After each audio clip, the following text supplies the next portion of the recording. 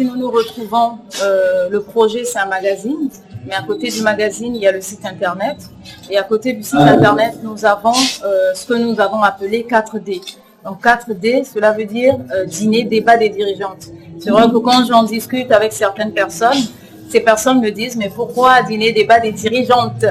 Donc je répondrai en disant quand on voit les femmes, on voit les hommes. Et on dit souvent derrière ces grandes femmes se cachent aussi les grands hommes. Donc 4D, ça ne veut pas seulement dire que c'est la rencontre des femmes autour des thèmes, non, mais c'est la rencontre de tous les chefs d'entreprise, de tous les leaders dans n'importe quel domaine, parce que j'insiste là-dessus. Même celle-là qui tient son magasin, même celle qui tient un salon de coiffure, elle est déjà leader dans la mesure où elle crée de la valeur.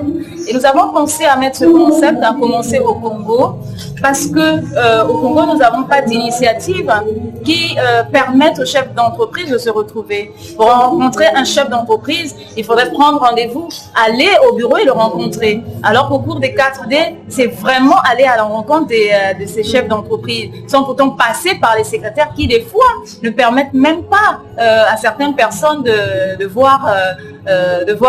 rencontrer les directeurs. Donc 4D, c'est ce concept.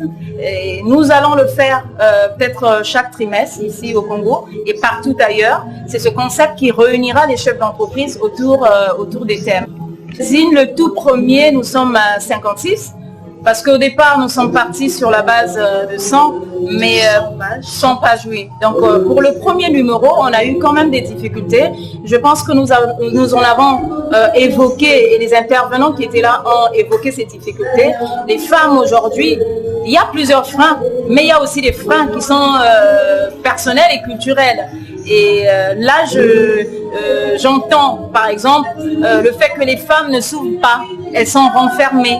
Donc nous avons eu des difficultés, nous sommes allés à la rencontre de certaines femmes qui ne voulaient même pas nous recevoir, à la rencontre de certaines femmes qui nous disaient ce projet ne nous intéresse pas. Ces femmes vraiment renfermées, ce qui a fait qu'aujourd'hui, au lieu de 100 portraits, nous nous sommes retrouvés avec 50 portraits et automatiquement le nombre de pages du magazine a été réduit. Son papier ne va pas tarder. Parce que pour nous, il fallait vraiment, lors du dîner 4D, présenter le magazine. C'est ce que nous avons fait. Et même sur le site internet, la version électronique sera également sur le site internet. Mais le papier, c'est vrai qu'aujourd'hui, on parle de la réduction du papier, mais le papier, il est toujours important. Donc incessamment, vous aurez la version électronique, la version papier du magazine. Le but de ce magazine, c'est pas un magazine qui aura de la première page à la dernière page que des portraits. Non. Le magazine, c'est aussi, on achète un magazine pour s'informer. Mais on achète aussi un magazine pour se former.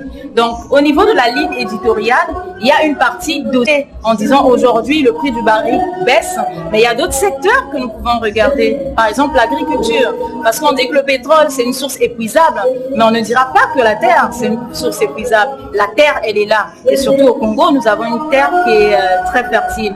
En dehors de l'agriculture, nous avons aussi d'autres secteurs, par exemple le tourisme. Nous avons des sites touristiques au Congo qu'on peut valoriser. Le musée de Luango, par exemple, les gorges de Diosso, la route des caravanes. C'est autant de sites touristiques qui peuvent vraiment apporter de l'argent au Congo. Je prends l'exemple du Sénégal. Quand on arrive au Sénégal, on a le lac Rose qu'on peut visiter, on a le lac Sali, on a l'île de Gorée, on a la statue de la Renaissance. Mais aujourd'hui, ici c'est un hôtel, mais je ne pense pas qu'on propose à ceux qui viennent à l'hôtel d'aller visiter le musée de Luango. Donc c'est autant de choses qu'on peut aujourd'hui, avec la baisse du prix du baril, regarder. C'est pourquoi le magazine Dirigeant, c'est aussi regarder ces secteurs.